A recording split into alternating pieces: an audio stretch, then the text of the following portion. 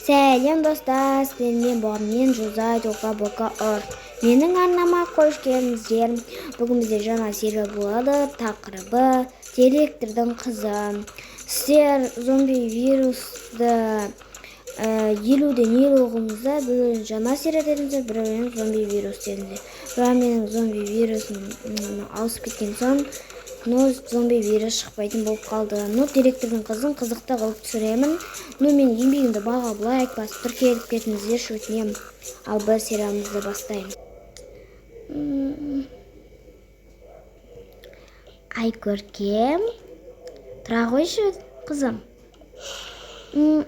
Тәте, міне тұрып жатырмын. Бүгін алғашқы сабағыңа баратын есіңнен шығып кетті ма? Я, шынымен шығып кетіпті. Онда беті қолыңды жуып, тісіңді жуып, таңғасыңды берейін, сосын сабаққа жайлап, көлікпен шыға бер, жарай ма? Мен қазір таңғасыңды дайындап қоямын. Жарайды. Жарайды, онда мен сенің таңғасыңды дайындайын.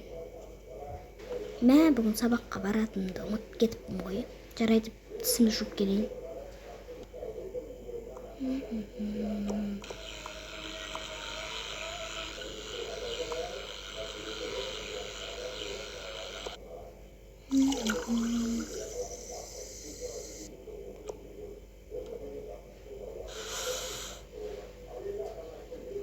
Үстіме тоқимды сеуіп алайын.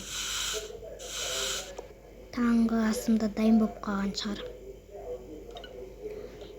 Қызым, тұрыпсың ғой, таңғы асыңды тәтең дайындап қойды. Ке, ішіп ал. Я. Бүгін сабаққа баратынға қуанып тұрған шығарсың. Я, нашым, қуанып тұрмын. Біреу түйісіп атса, біреу ұрып атса, бізге айт жағын шығарамыз. Айтамын.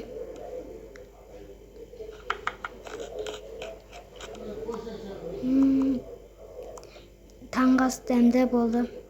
Шайыңды тауысып қой. Киімді ауыстырып, сумкаң дайын шығар. Дайын. Онда бара бер. Жарайды. Бізде шығайық тез-тез.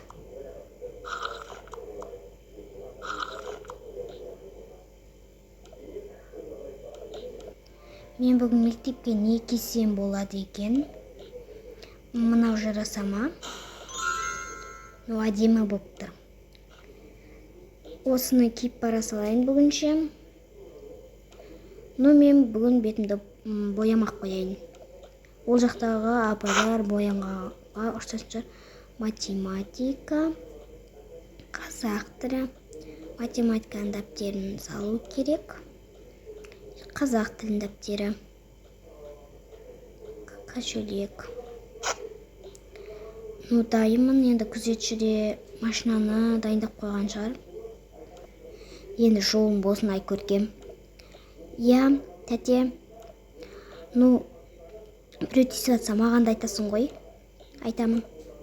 Дайсыз ба, ай көркем ханым? Я, дайынмын. Онда жолым болсын. Рахмет, тәте.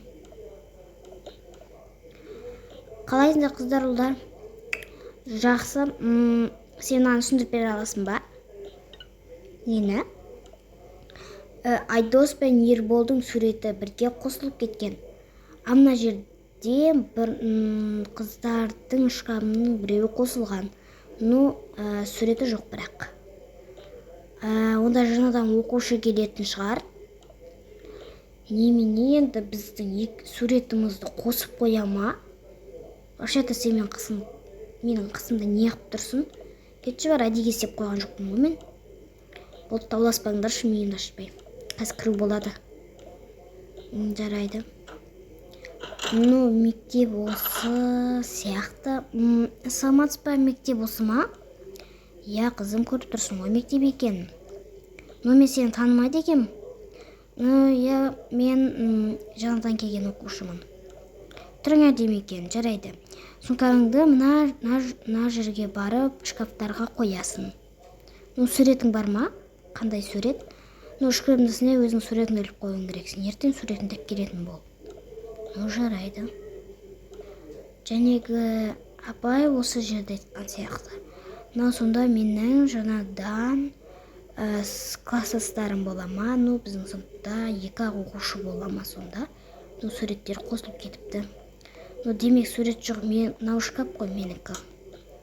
Жарайды, бірінші сабақ қазақ тіл болу керек. Мына екі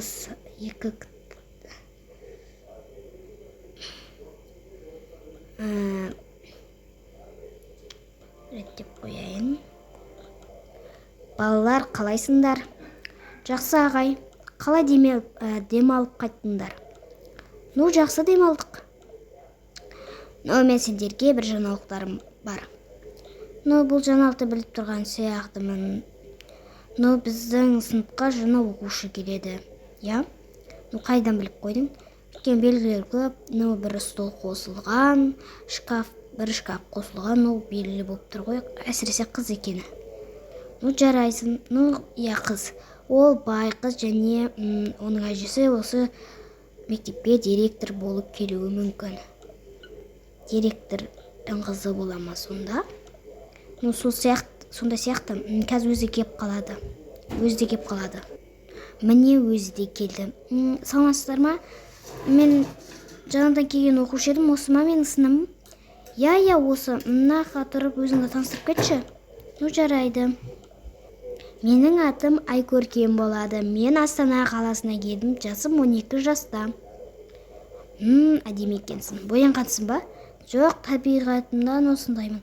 Өзінше мақтанып тұр ғой. Осындағы ең әдемі қыз сенсің. Я, менің орнымды тартып алмақшы ғой. Я, жарайды, мына Әзеренің қасына от. Жарайды.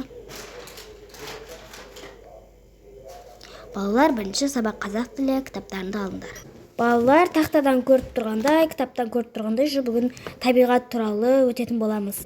Табиғатты бәрің білетін шығарсыңдар, я? Мына ағаштың күн бәрі табиғат. Ну, күн емес табиғат. Ағаш табиғатқа жатады енді.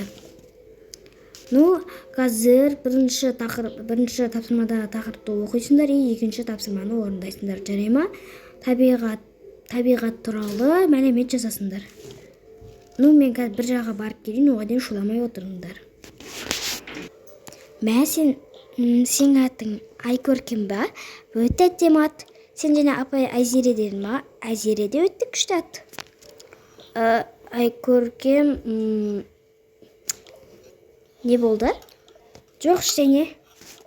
Бір тұр екенсің. Жарайды, сөйлесе берейік. Мә, сен байсың ба? Я точно баймын. Мәне Елдос мына Айкөркем дегенге қарап қалды.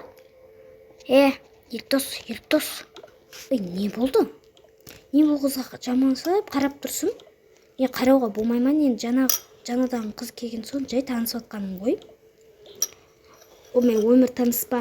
Сен де бір түрлі адам екенсің. Құршы бар. Қоңырау. Балалар, 6-шы тапсырманы аласыңдар. 6-шы тапсырмада табиғат туралы эссе жазып беретіндер. Түсінген шығарсыңдар? Ағай, түсіндік. Жарайды. Ертең бәрің орындап келетін болыңдар. Жүр, кітабымызды ауыстырып келейік. Елдос, сен жаңадан келген қызға сөйлендіріп неп сөйлемей қалдың. Башыда сен оған не айтайын деп едің? Мен ба? Бетің қызарып кетті ғой. Сен шатауаны жақсы көріп қалдың. Қайдағын айтта бермеші. Шын ғой, бетің қызарып атыр ғой. Кетші бар. Елдос қашық болып қалды. Бірінші сабақ күшті өтті ғой. Әсіресе сен мен жақсы танысып алдым. Я. Атың кім сен? Айкөркем, сен атымды дұрыстап айтарсың. Мен сенің атың дұрыстап айтатын кіммін? Вообще-то сен және бұл мектепке кеп алдың. А, В, С деген сыныптар бар ғой. Именно А сыныбын тауып қалдың. Не жаңадан келген қызға тесіп жатсыңдар? Өзіміз білеміз. Бұрыста бұл жақтағы осы мектептегі осы сыныптағы атаман біз екенімізді түсіндірмекші. Мен сонда сендердің мектепте атаман екенін деп сендерге бағынуым керек па? Арманданбаңдар. Мына қыздың тілі бар екен ғой? Я, сен вообще-то ол қызбен не істеп жүрсің? Өзім білем. Бұл қыздың да тілі шығайын депті. Бұларды бір сабау керек қой. келесі переменде көрсетеміз.